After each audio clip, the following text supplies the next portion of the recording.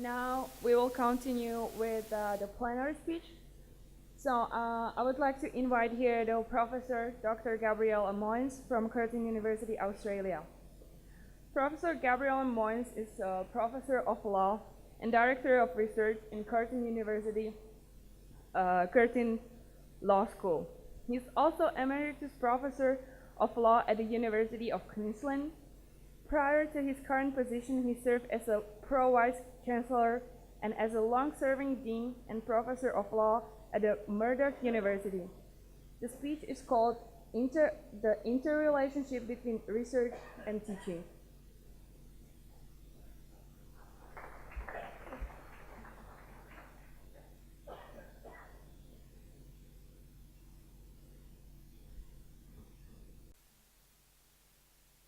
Thank you very much, Madam Chair, distinguished keynote speakers, colleagues, friends, ladies and gentlemen. I also am delighted to welcome you to the 4th Global Conference on Business and Social Sciences, which is organized by the Global Academy of Training and Research. And I assume that most of you attend the conference because you would like to enhance your research activities. You would also like to network. You would like to meet people who are similarly educated and also are involved in research.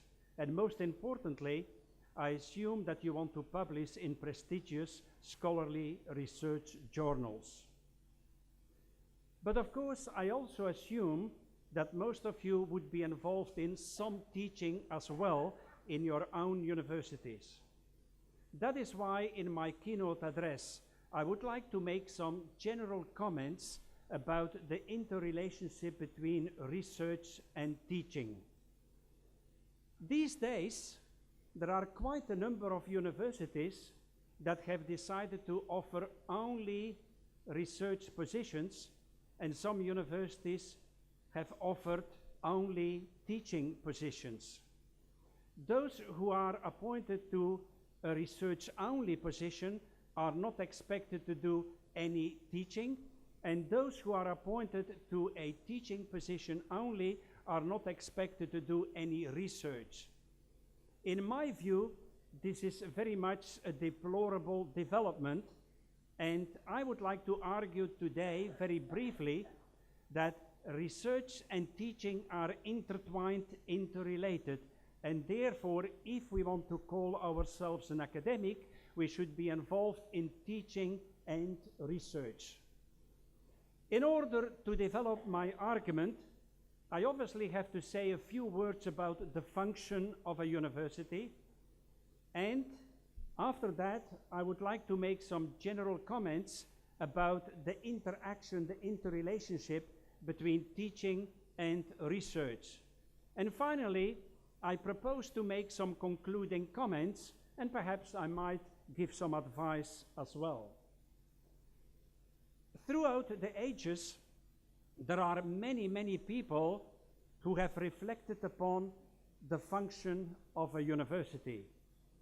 But I would like to take you back to 1852, when John Henry Newman published his celebrated work, The Idea of a University. In his book, he argues that teaching and research are interrelated. He says that academics come together in order to make claims, to adjust their claims, to discuss scholarly developments, and to learn from each other. This is how he puts it, and I would like to read 1 or 2 sentences from his book. He says, "This I conceive to be the advantage of a seat of universal learning, considered as a place of education. An assemblage of learned men, zealous for their own sciences and rivals of each other, are brought by familiar intercourse and for the sake of intellectual peace to adjust together the claims and relations of their respective subjects of investigation. They learn to respect, to consult, to aid each other. A habit of mind is formed which last through life, of which the attributes are freedom, equitableness, calmness, moderation, and wisdom. About 100 years later, Professor Karl Jaspers wrote a book which is entitled The Idea of the University. And in his book, he reflects upon many of the comments made by John Henry Newman, but he identifies three major functions of the modern university. And these three major functions are research, education, that is the impartation of knowledge to students, and also professional training. These are, according to him, the functions of a modern university. So he said in his book, and I quote, "In the idea of the university, these three are indissolubly united. One cannot be cut off from the others without destroying the intellectual substance of the university and without at the same time crippling itself." And now I would like to take you to 1929, when Alfred North Whitehead, a professor at Harvard University, published his very influential articles on the aims of education and other essays. Now, Alfred North Whitehead indicated in his writings that in a university, academics do impart knowledge to students, but most importantly, they have to do it in an imaginative way. That means they should really be involved in the extension of knowledge, because if you impart knowledge in an imaginative way, you are inevitably going to be involved in the extension of knowledge. This then, in my opinion, is a very good definition of what research is all about. Research, in my opinion, is about the imaginative impartation and extension of knowledge. And that, I think, is the contribution that has been made by Alfred North Whitehead. He says, and I quote, "The justification for a university is that it preserves the connection between knowledge and the zest of life by uniting the young and the old in the imaginative consideration of learning. The university imparts information, but it imparts it imaginatively. A university which fails in this respect has no reason for existence." So, reviewing these articles and books, you need to come to the conclusion, I think, that research and teaching and also professional training are functions of the university, of the modern university of which we are a part. And according to Jaspers, these three cannot be neatly be separated from each other.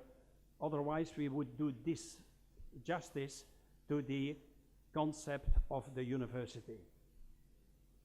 So let me now move on to my next comments and say a few words about the interaction, the interrelationship between teaching and research. When I say that teaching and research are interrelated and intertwined, I'm not making a controversial statement at all, because all of us in this room know that this proposition is instinctively valid, but it is slightly more difficult to explain as to why that is necessarily the case. It was even valid, you know, in ancient Rome, where Socrates and Plato worked, you know. Even in ancient times in Athens, Plato and Socrates encouraged discovery in learning, which was, according to them, always dynamic, always alive, you know, and subject to constant revision.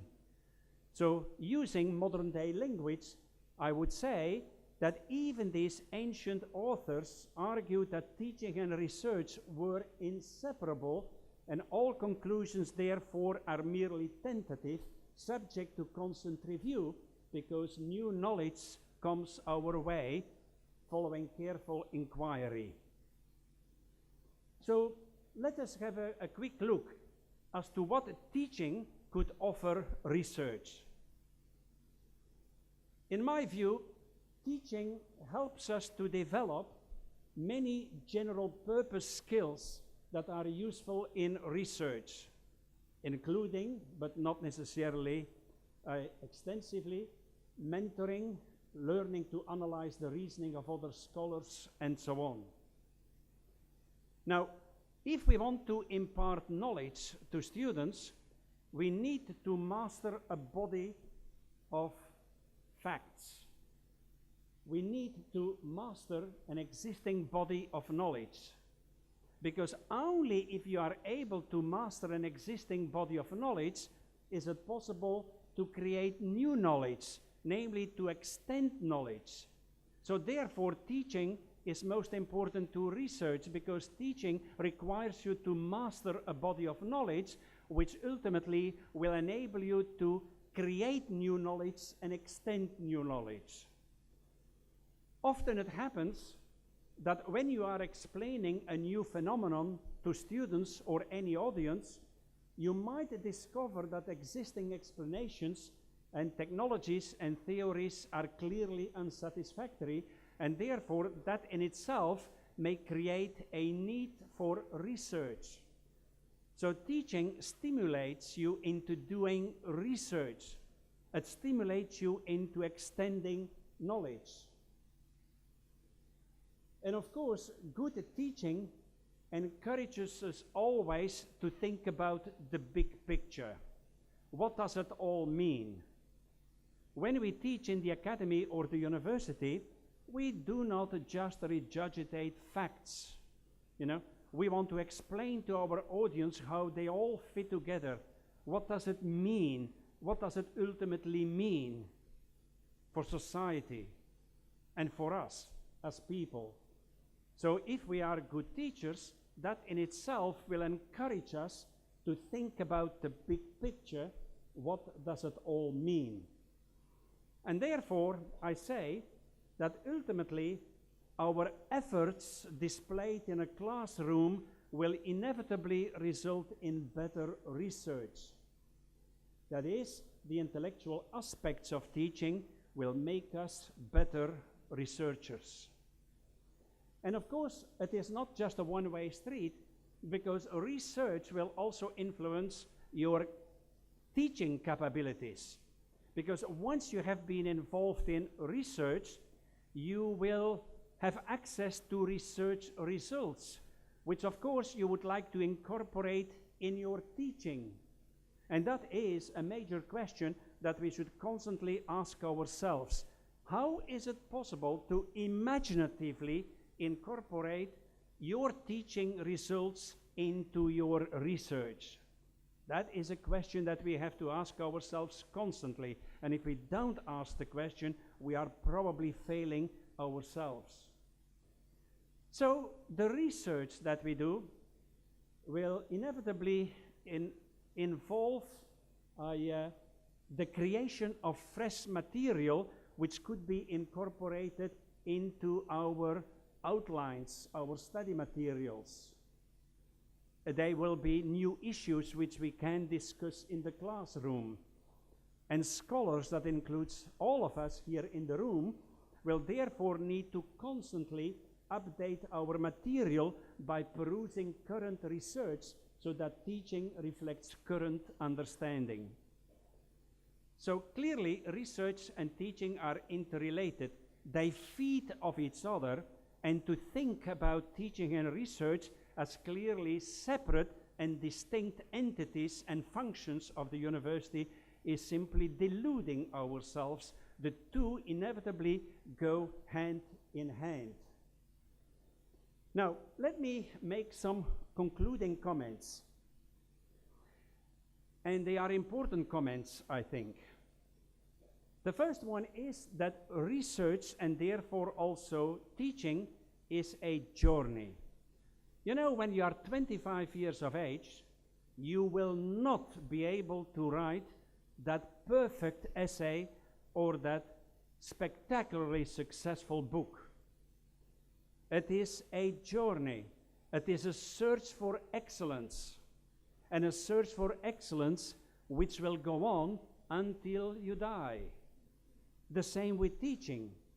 I know very few people who at age 25 or even age 30 were excellent teachers.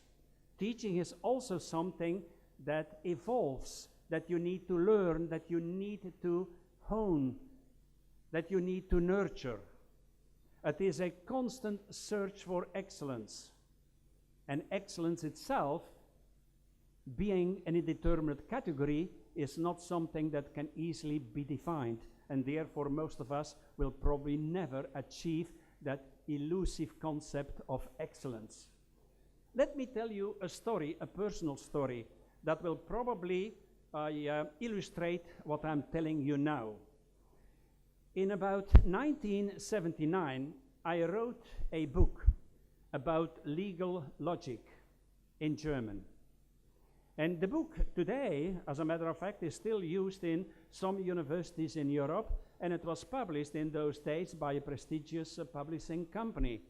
So in 1979, I thought, that I had written a masterpiece, at a very early age in my life. However, a few years ago, 3 years ago, I found the book in my library. And I started to read my book again. And would you believe it? I could not understand any of it. I did not understand my own book that I had so brilliantly, apparently, written in 1979. Of course, the book did contain mathematical formulae because it was a book about logic, but surely, as a reasonably well-educated man, I would have expected I would be able to read and understand my own book. But frankly, I could not understand my book at all. So I would have to study legal logic using my book, to be able to read the contents of my book. Now, there are two explanations for my inability to understand my book so many years later. Either my intellectual abilities have substantially diminished during the last 30 years, or perhaps the book was not written that well. And because the book was not written that well, it makes it difficult for people in the future to read it with benefit. Now, as you can imagine, I don't go for the former explanation. And therefore, I assume that the latter explanation must be the right one. Namely, that my book was not really written all that well. Because if it had been written better, if it had been written more clearly, I probably would be able to understand it 30 years later when I picked it up from my library. So today, if I were to read or write my book, I would write it in a different way. It would be so much better. It would be today's masterpiece. But then again, if I were to read it 20 years from now, I would probably come to the conclusion that it was really a crappy book, and therefore it is not good enough. This is a very important story, I think, because it tells you that research and therefore also teaching is a journey. It is a search for excellence which most of us will never fully achieve, and there is nothing wrong with that at all. Now, my second concluding comment is this. A few months ago, I gave another keynote address in which I argued that researchers, and therefore also teachers, are supposed to be builders and destroyers. When we are involved in research, we are builders. We build because we do battle with words, with commas, with full stops, with grammar, with sentences, with paragraphs. We build an article so as to ensure that it is readable and can be enjoyed by other people. But if we really want to be the excellent researcher, we should also be a destroyer. If the article is not good enough for one reason or another, and you will soon know when you read it again a few weeks later, if it is not good enough, we should have the ability, the capacity, and most importantly, the courage to put it in the bin, because that is where it belongs. That is why I say that researchers are inevitably also destroyers. This is another way of explaining that the task that we are involved in, research and teaching, is nothing else but a journey. It is a search for excellence, and that is what our job is today. Thank you.